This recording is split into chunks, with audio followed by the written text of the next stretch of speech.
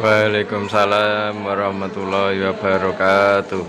Yang terhormat Ibu Umi Zuhrotin Nasiha selaku Kepala Sekolah SD Islam NU Sekarang, dan yang terhormat Bapak Ibu Guru SD Islam NU Sekarang yang saya banggakan.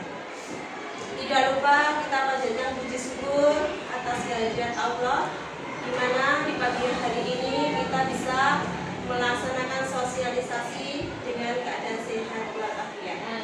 Amin. Penerapan budaya positif di SD Islam NU Sekarang. Di sini saya sebagai CGP Angkatan 4 mendapat tugas untuk mensosialisasikan penerapan budaya positif di modul 1.4.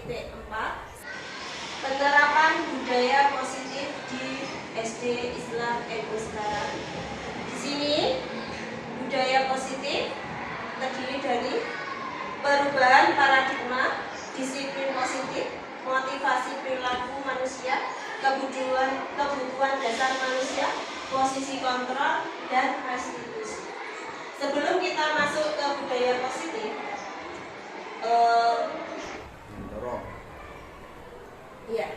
pemikiran Ki Hajar Dewantara tentang pendidikan. Apakah itu pendidikan? Sebelumnya kita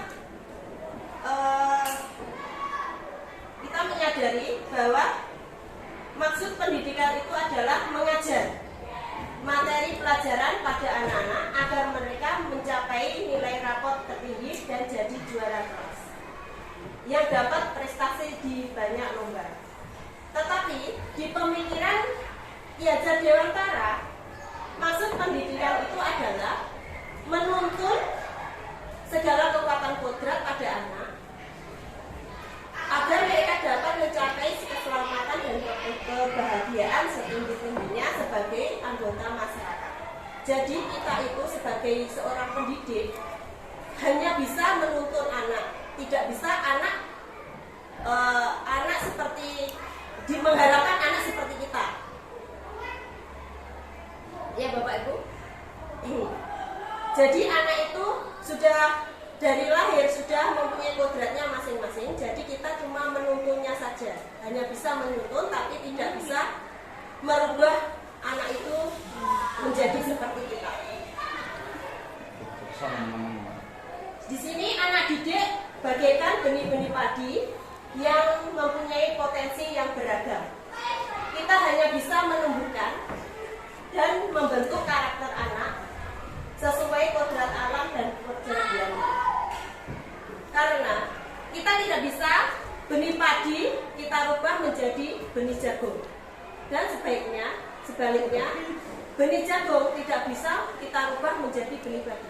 Jadi biarkan anak itu tumbuh sesuai kodratnya masing-masing. Dan kita sebagai seorang pendidik bagaikan seorang petani atau pamong yang bisa menumbuhkan dan merawat anak-anak kita dengan ikhlas dan mengajarkan anak-anak kita agar anak-anak kita tumbuh sesuai karakternya masing-masing. Di sini juga sebagai pengajar sebanyak hayat, kita harus menjadi pamong bagi anak didik kita agar anak didik kita tumbuh sebagai anak didik yang belajar Pancasila.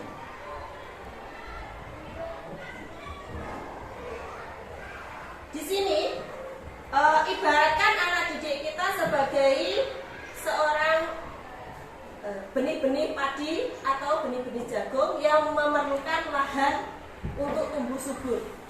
Tanpa lahan yang subur, anak didik kita tidak akan tumbuh dengan maksimal. Jadi lahan itu bagaikan sekolahan kita yang harus memiliki lingkungan yang aman dan nyaman dan mengutamakan kearifan lokal, sekolah ramah anak dan taman belajar anak. Kalau kita mendapatkan benih padi atau benih jagung yang kurang bagus kualitasnya, tetapi kita seorang petani ya, bagaikan kita seorang petani yang bisa tanaman itu biar tumbuh itu memberi pupuk dan merawatnya. Jadi benih padi itu akan tumbuh subur jika kita merawatnya dengan ikhlas dan tidak memaksakan kehendak anak. Pasti anak itu akan tumbuh dengan kodratnya masing-masing.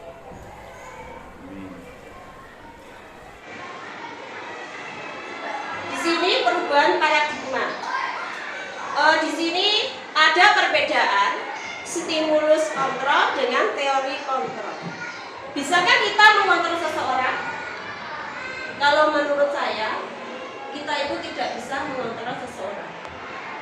Di sini perbedaan stimulus respon yaitu yang pertama, mencoba menumbuhkan orang agar berpandangan sama dengan kita. Jadi selama ini kita itu salah berpikiran. Kita harus merubah orang itu agar berpandangan sama dengan kita. Jadi contohnya anak kita, kamu harus nilainya 100. Biar nilaimu 100, kamu harus mengerjakan ini. Itu tidak boleh. Sebagai seorang pendidik, kita tidak boleh memaksa anak didik kita berpandangan sama dengan kita.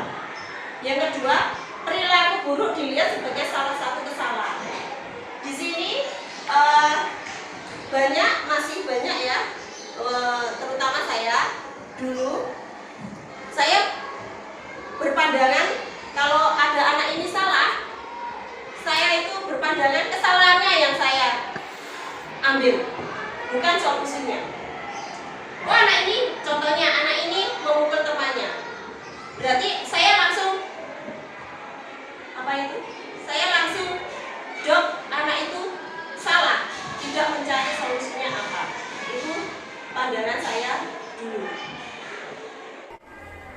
Di sini, apakah makna disiplin itu? Disiplin adalah membuat orang menggali potensinya menuju sebuah tujuan apa yang dia hargai. Namun dalam budaya kita, makna disiplin telah berubah menjadi sesuatu yang dilakukan seseorang pada orang lain untuk mendapatkan kepatuhan. Kecenderungan umum adalah menghubungkan kata disiplin dengan ketidaknyamanan, bukan dengan apa yang kita hargai atau menciptakan suatu tujuan mulia. Jadi disiplin yang masih banyak diterapkan di sekolah-sekolah adalah disiplin pemaksaan. Memaksa anak mematuhi apa yang keinginan kita. Di sini kebanyakan orang akan menghubungkan kata disiplin dengan tata tertib, teratur, dan kepatuhan pada peraturan. Disiplin juga sering dihubungkan dengan hukuman, padahal itu sungguh berbeda karena belajar tentang disiplin positif tidak harus dengan memberi hukuman. Justru itu akan membuat anak pendendam dengan kita. Contohnya, Edo tidak memakai kaos kaki, lalu kita suruh dia berkeliling di lapangan 5 kali. Pasti dia itu anak yang mengulangi lagi kesalahannya, tidak menyadari dirinya sendiri itu salah. Dan anak itu pasti akan dendam dengan guru yang dia tidak sukai, yang menghukum. Di sini disiplin menurut Ki Hajar Dewantara, yaitu di mana ada kemerdekaan, disitulah harus ada disiplin yang kuat. Sesungguhnya disiplin itu bersifat disiplin, yaitu kita sendiri yang mewajibkan kita dengan sekeras-kerasnya. Tetapi itu sama saja, sebab kalau kita tidak cakap melakukan disiplin, wajiblah penguasaan lain mendisiplinkan kita.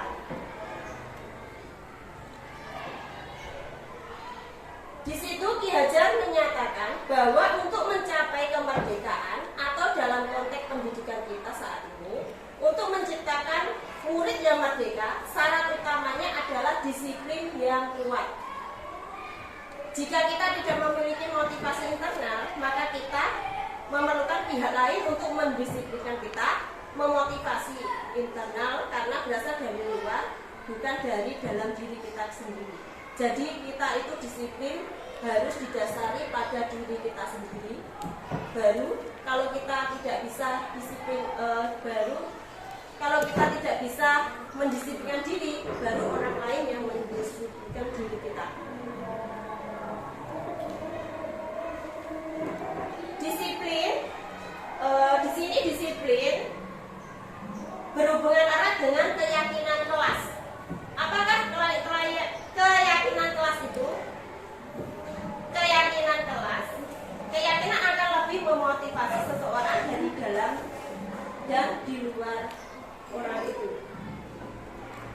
Jadi di kurikulum yang akan datang itu kita harus merubah peraturan menjadi keyakinan kelas. Karena kita harus menghilangkan poin-poin yang ada di peraturan yang kita buat itu. Kita tidak boleh memberi poin kepada anak, tetapi kita rubah menjadi konsekuensi.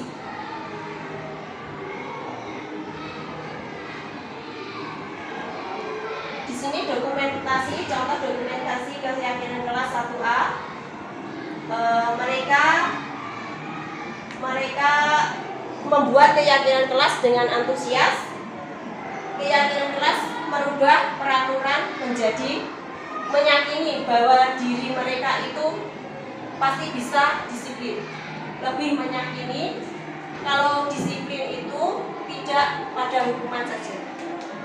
Disiplin itu merubah diri anak dari dalam diri, menyadari kesalahannya sendiri, tidak kita yang menyadarkan anak, tetapi anak akan menyadari kesalahannya sendiri.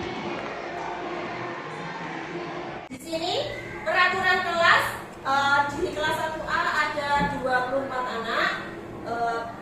Satu-satu saya suruh membuat keyakinan kelas. Untuk mengungkapkan pendapatnya, saya beri kesempatan dan anak antusias dengan hal itu.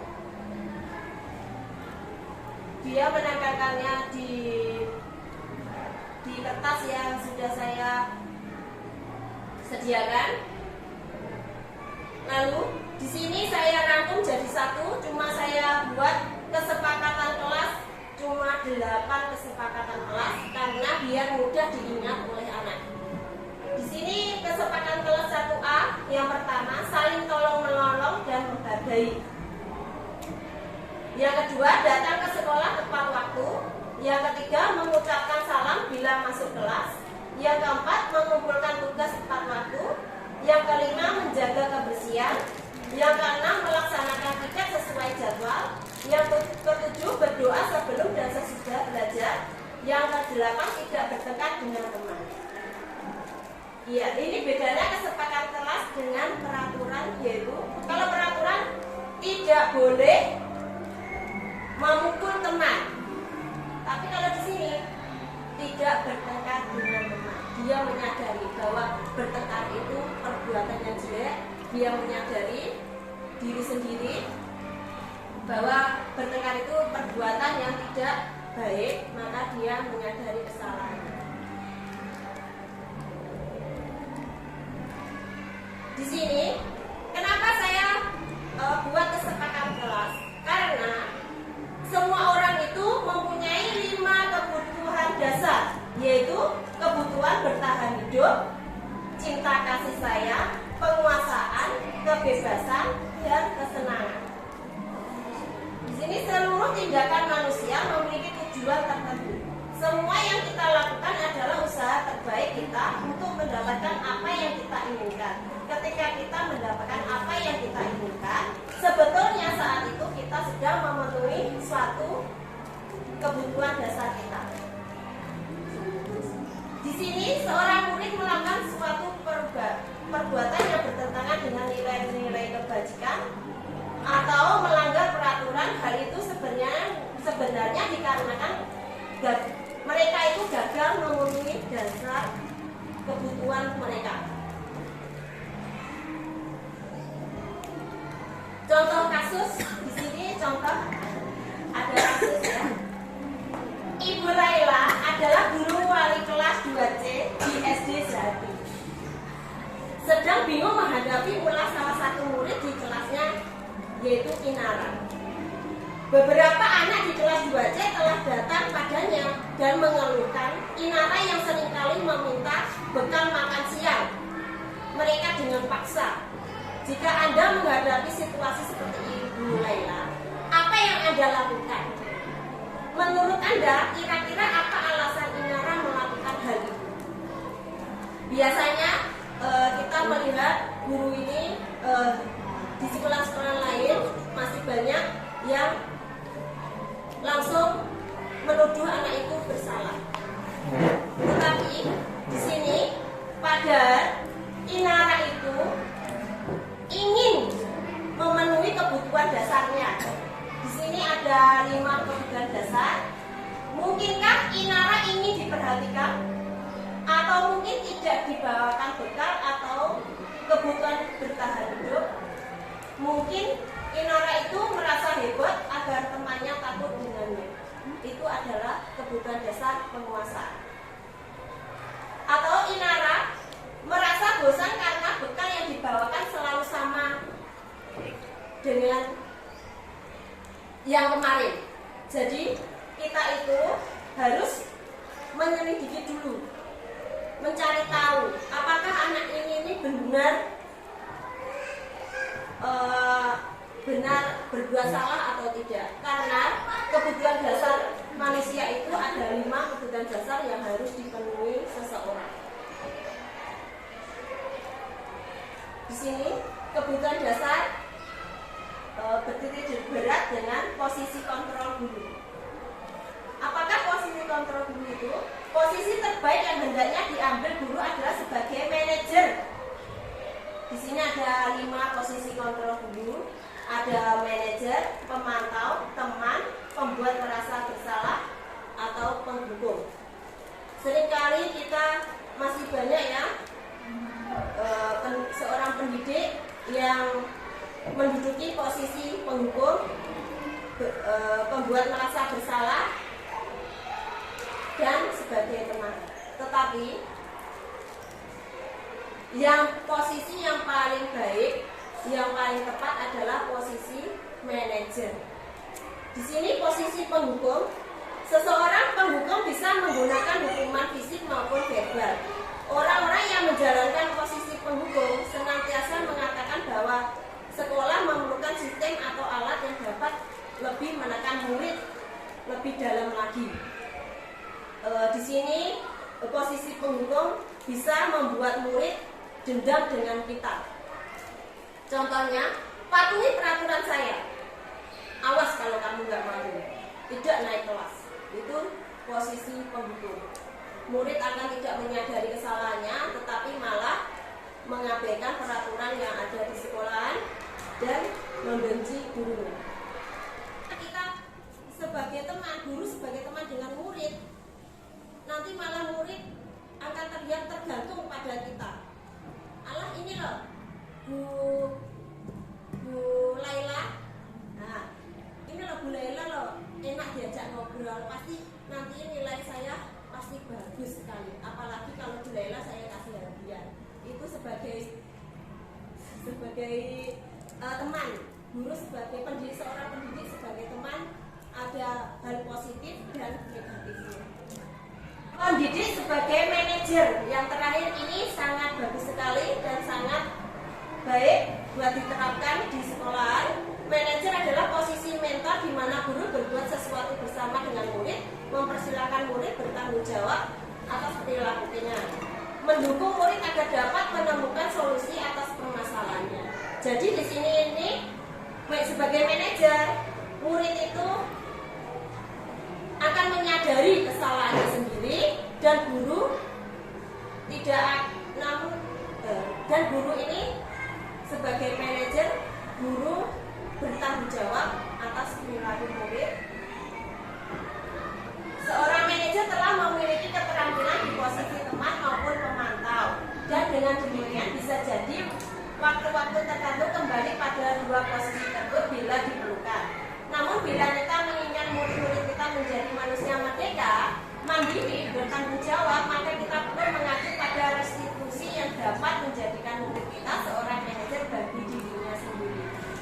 Jadi seorang guru sebagai manajer bisa menjadi patokan pada murid yang murid itu bersalah, menjadi menyadari kesalahannya sendiri dan memperbaiki dirinya sendiri.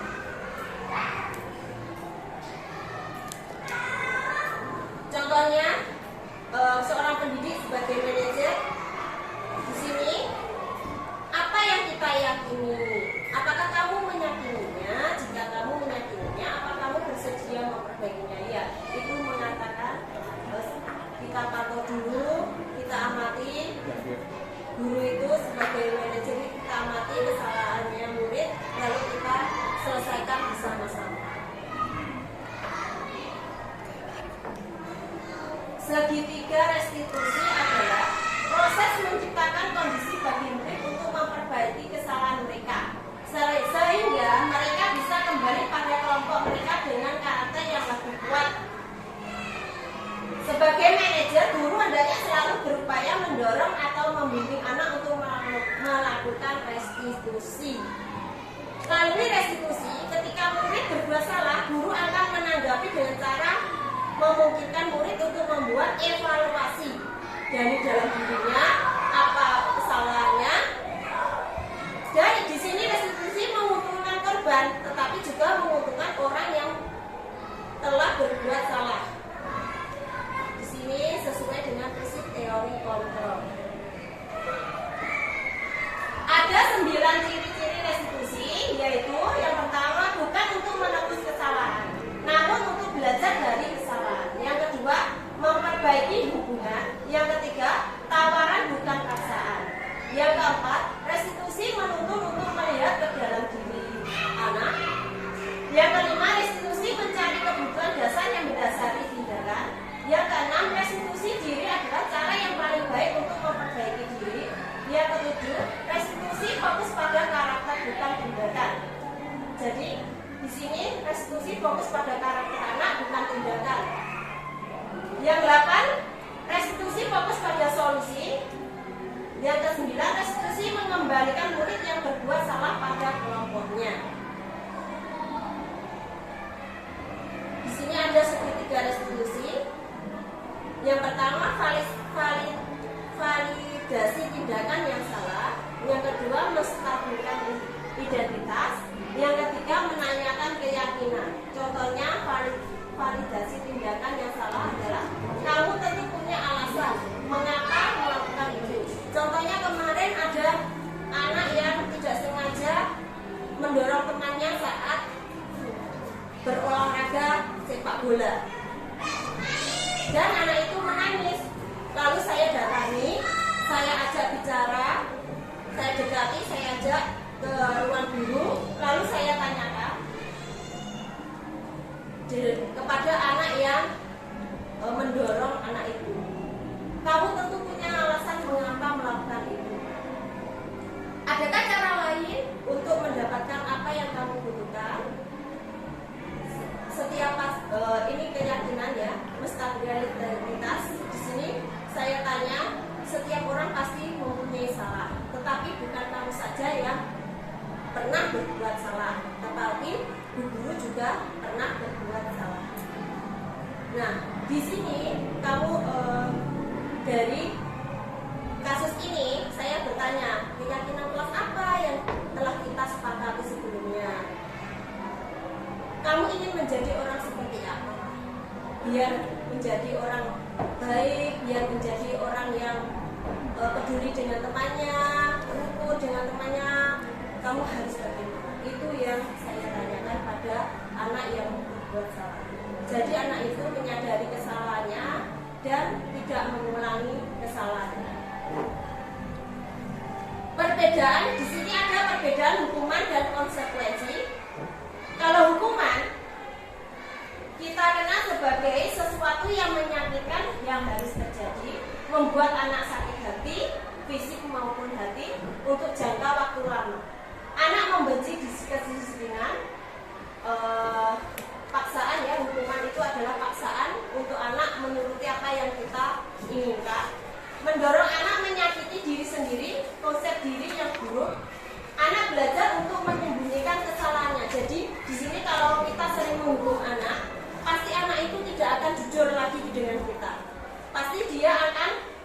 menyembunyikan kesalahannya biar tidak dihukum guru, biar tidak dihukum kita. Jadi kita itu tidak boleh selalu menghukum murid. Kita harus mencari dulu apa permasalahannya. Kita menggunakan segitiga restitusi tadi. Yang ketujuh, marah, merasa bersalah, dipermalukan, merasa tak dihargai. Di sini anak akan merasa tidak dihargai, akan merasa bersalah, dipermalukan. Jika kita menghukum anak di depan anak-anak, mereka akan merasa bersalah, dipermalukan, dan tidak dihargai. Terus ujung-ujungnya anak itu akan merasa dendam dengan kita. Sedangkan konsekuensi di sini, sesuatu harus terjadi membuat anak merasa tidak nyaman dalam jangka waktu pendek. Stimulus tanggapan mendorong anak agar mudah menyesuaikan diri, konsep diri yang baik. Anak belajar untuk mematuhi peraturan. Kehilangan hak dibuat tidak nyaman, diasingkan untuk sementara saja. Jadi konsekuensi bedanya dengan hukuman, yaitu anak belajar untuk mematuhi peraturan, menyadari kesalahannya, dan mendorong anak untuk menyesuaikan diri.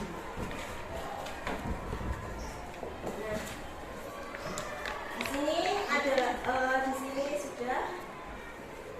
Itu tadi adalah pemaparan dari saya tentang budaya positif yang akan diterapkan. Semoga bisa bermanfaat dan bisa diterapkan di SD Islam NU sekarang. Amin. Amin. Semoga kita bisa merubah hukuman menjadi konsekuensi, merubah anak menjadi anak yang disiplin, tetapi kita hilangkan tata hukuman dan skor. Kita ganti dengan konsekuensi. Anak diterjunkan langsung untuk mengambil keputusan, untuk menciptakan suasana budaya positif. Terima kasih Bapak Ibu yang sudah meluangkan waktunya pagi hari ini. Assalamualaikum warahmatullahi wabarakatuh.